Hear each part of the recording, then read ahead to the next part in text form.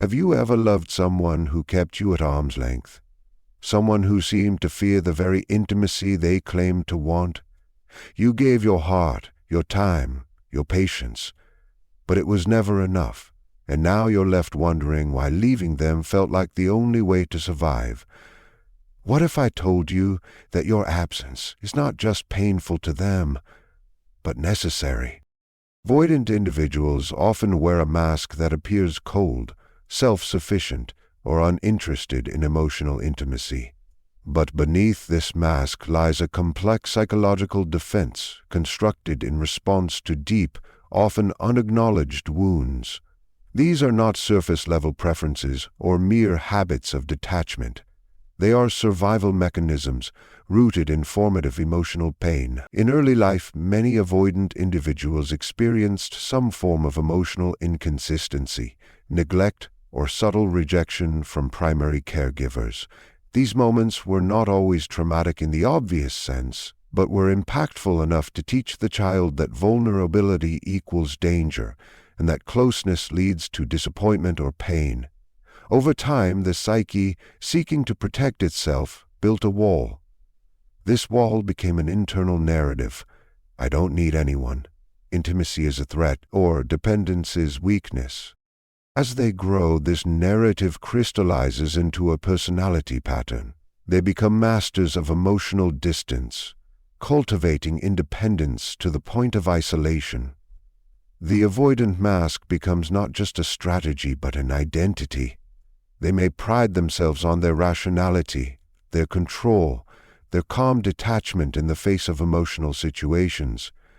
To others, this looks like strength. It is a fortress constructed to keep their unconscious fears locked away, fears that if they allow someone in too deeply, they will once again be left vulnerable, abandoned, or consumed. What's crucial to understand is that this avoidance is not a rejection of love itself, but of the pain that love once triggered. Closeness threatens to awaken parts of the psyche that have been long buried, the inner child who once cried out for attention and was ignored, the longing for affection that was mocked or misunderstood, the quiet desperation to be held that was met with distance. These wounds live in the unconscious, and when a partner comes too close, offering genuine intimacy, care, and emotional presence, these buried emotions rise. The nervous system interprets this as danger, and the avoidant responds with distance, withdrawal, or dismissal. This pattern is not conscious manipulation. It is an unconscious reflex. The avoidant person may not even understand why they feel suffocated by something as simple as a text message or a request for emotional reassurance, but it is the mask reacting, not the true self. The mask was forged in childhood, and every act of avoidance is an effort to keep the original pain suppressed. When this pattern persists into adult relationships, it causes confusion and heartache. Partners often try harder, love deeper, and hold on tighter, not realizing that these efforts only intensify the avoidant's fear. To protect the wound, the avoidant pulls further away. The more love is offered, the more threatened the internal system becomes. The mask tightens, the wall grows higher, and the true wound retreats further into shadow. Understanding this mechanism is essential for recognizing that avoidant behavior is not about you. It is a deeply embedded strategy to survive a world that once felt unsafe. Avoidant individuals often carry within them unresolved emotional wounds connected to their earliest relationships, particularly with their primary caregivers. These early bonds, typically formed with the mother or father, serve as the blueprint for all future attachments. When those relationships are marked by emotional unavailability, unpredictability, or even subtle forms of rejection, the child internalizes a message that connection is unsafe or unreliable. As they grow, these unresolved experiences are not simply forgotten or left behind. Instead, They are stored in the unconscious mind and shape how the person interacts with intimacy later in life. In adult romantic relationships, the avoidant partner unconsciously projects these old wounds onto their significant other. This is not a conscious or deliberate process. It is psychological compensation, a repetition compulsion in which the person recreates the emotional environment of the past in an attempt to master or control it. The partner becomes a symbolic figure, standing in for the early caregiver who is emotionally distant or overwhelming. In this projection, the avoidant begins to perceive the partner not as they truly are, but as a mirror of their own unresolved pain. A partner asking for closeness might be seen as needy or intrusive, not because they are, but because that need reminds the avoidant of their own vulnerability, the very thing they learned to suppress. This process creates a cycle of distortion. The avoidant partner interprets acts of love, concern, or intimacy as emotional demands or traps. The more the partner seeks connection, the more the avoidant feels pressured and suffocated. The partner unknowingly steps into the role the avoidant has been expecting, the role of someone who will eventually control, disappoint, or abandon them. The avoidant's fear of being emotionally overwhelmed drives them to disengage. In doing so, they recreate the very dynamic they claim to want to avoid. By keeping emotional distance, they ensure that no real intimacy can develop, and therefore they can never be abandoned because they were never truly close in the first place. This projection also serves as a method of control. By keeping the partner at arm's length, emotionally or even physically, the avoidant feels a sense of power. This compensates for the helplessness they experienced in childhood, where emotional availability was out of their control. Now they dictate how close someone can come. The illusion of control becomes a shield, but it also becomes a prison. The partner, often confused and hurt, begins to question themselves, believing they are too much, too needy, or somehow flawed. In reality, they are simply touching a nerve the avoidant has never allowed to heal. The avoidant partner's inner world is shaped by the fear of repetition, the fear of re-experiencing the original emotional injury. So they project that fear outward, turning their partner into the parent who failed them. This unconscious act preserves their emotional safety at the cost of genuine connection. Until the projection is seen for what it is, the cycle continues. Avoidant individuals often operate under the illusion that emotional distance is the safest path. They maintain control by staying detached, by refusing to lean on others, and by avoiding any situation that might expose their vulnerability.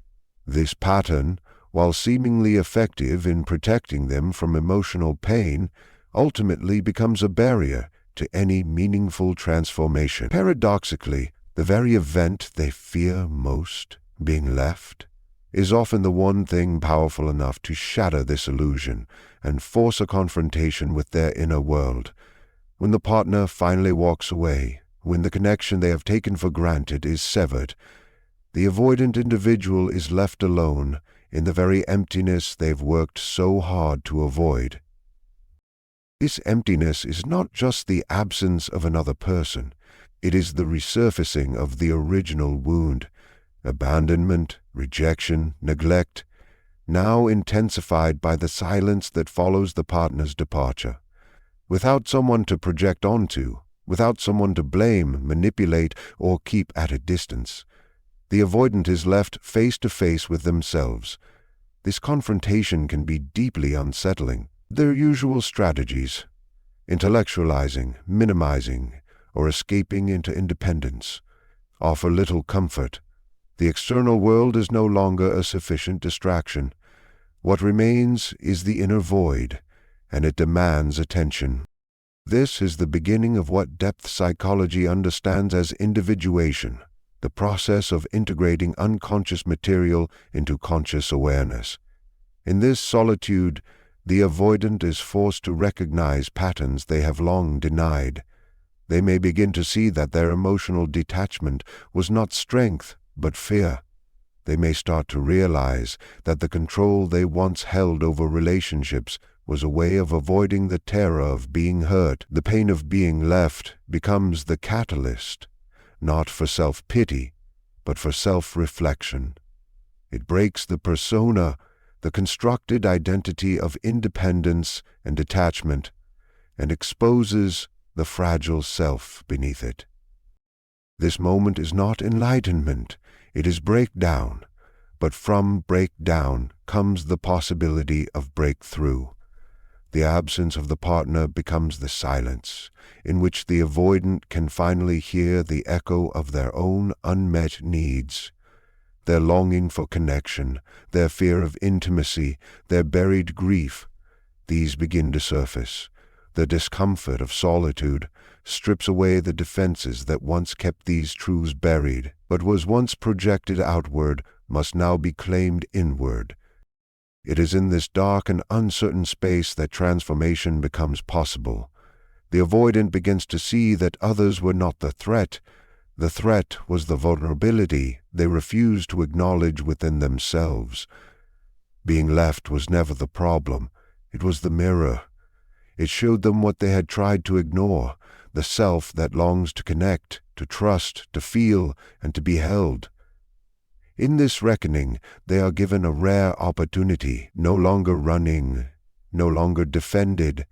They are at last positioned to begin the work of healing, not through another, but through the long overdue return to themselves.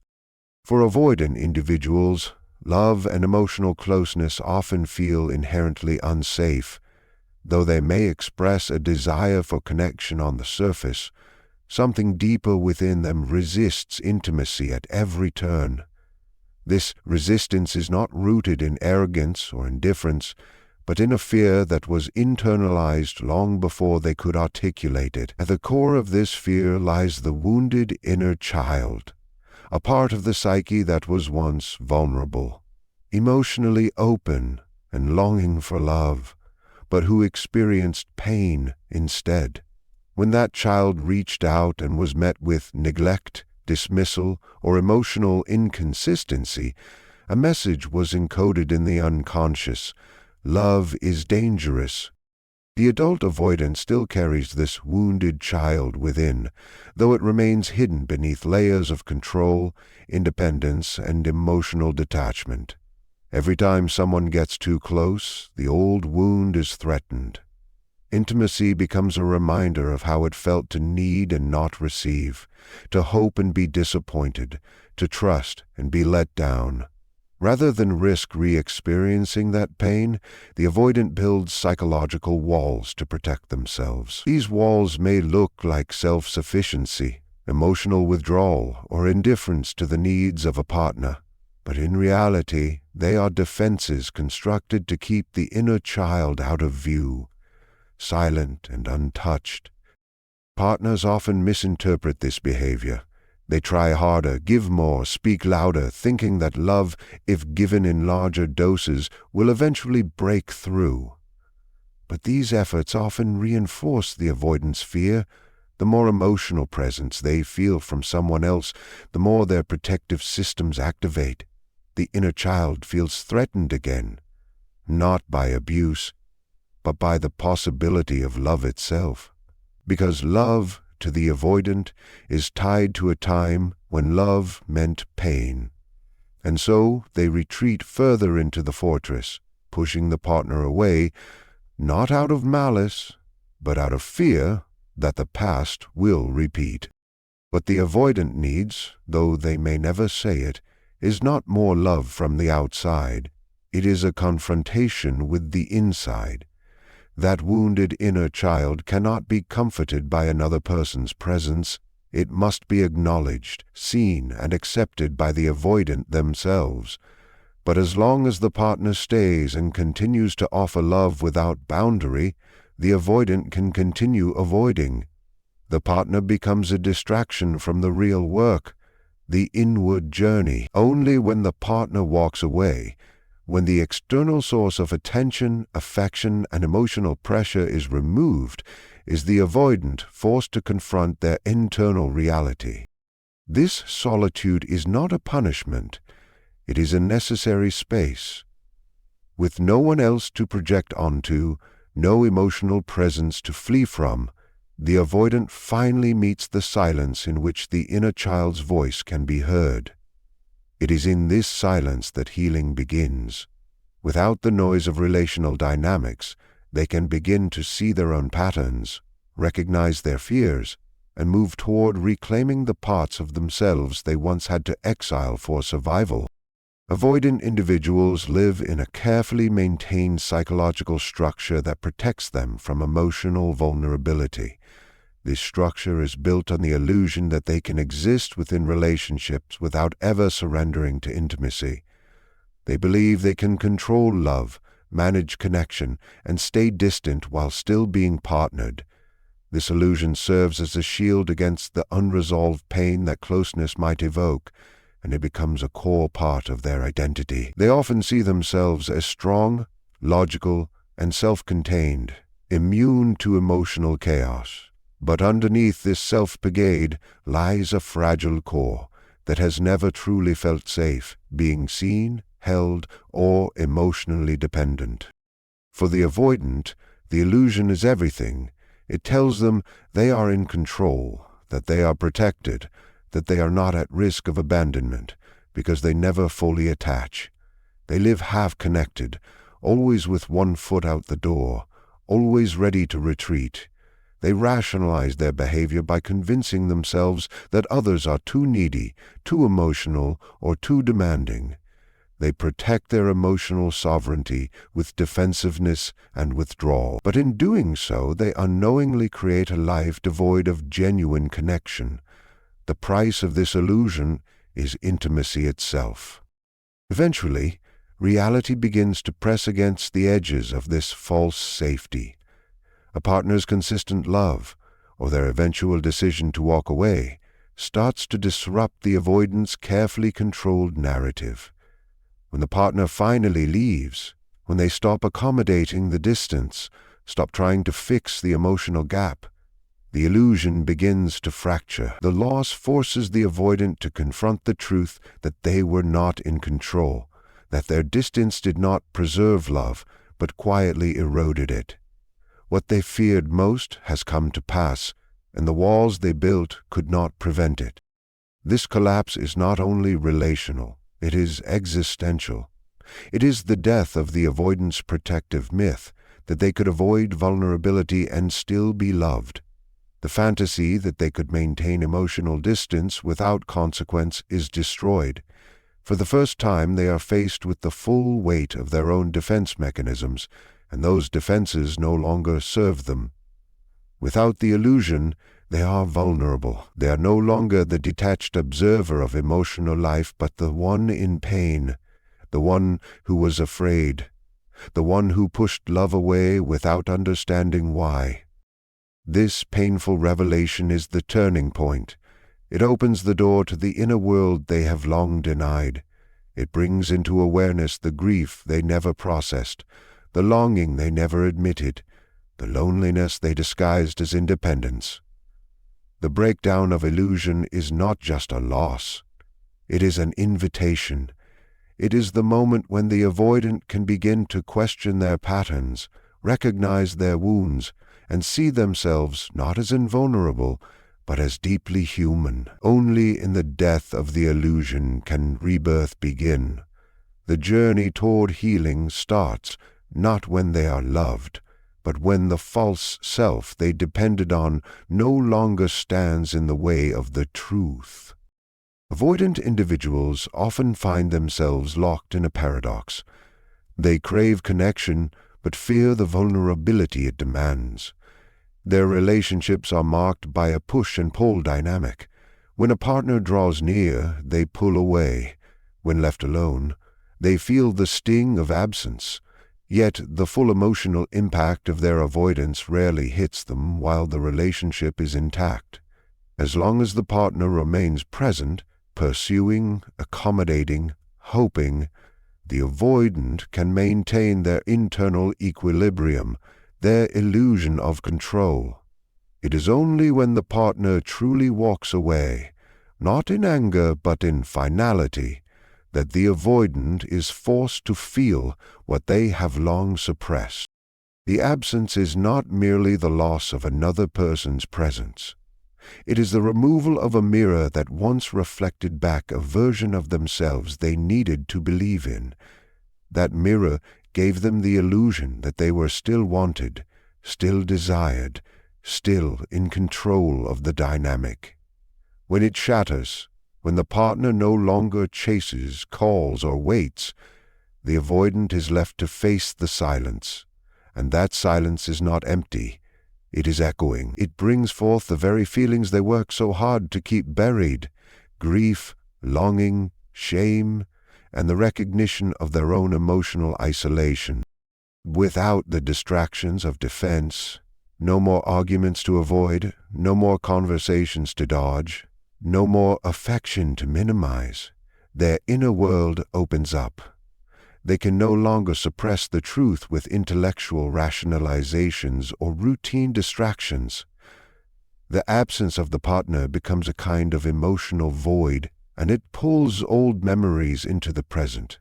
The time they refused to express love, the moment they dismissed a vulnerable conversation, the coldness they offered in place of warmth. These memories are not just recollections, they become emotional weights, carried in the present with the intensity of regret. This confrontation with loss is what initiates the avoidant into a deeper stage of psychological development.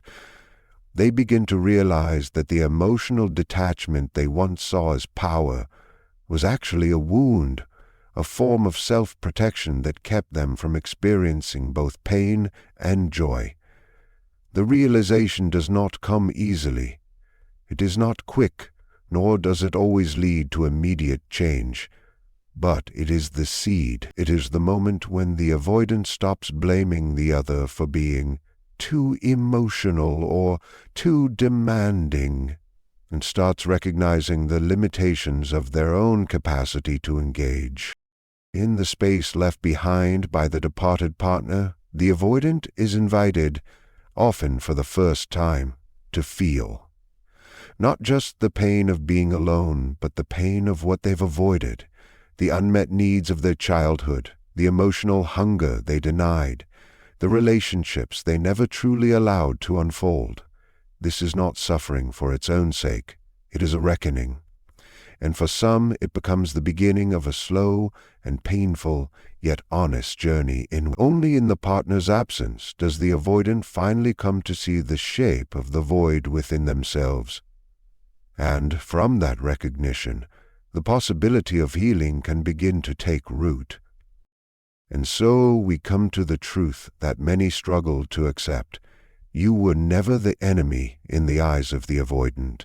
You were the mirror.